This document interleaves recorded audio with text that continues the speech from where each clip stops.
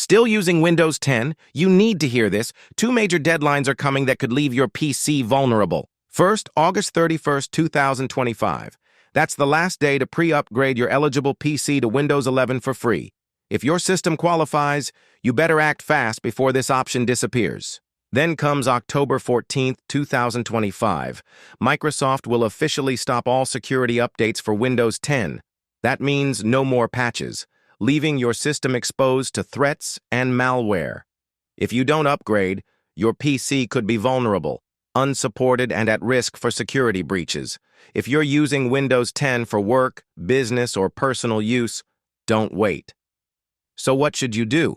Check if your PC supports Windows 11. Back up your important files. Upgrade before August 31st to stay protected beyond October 14th.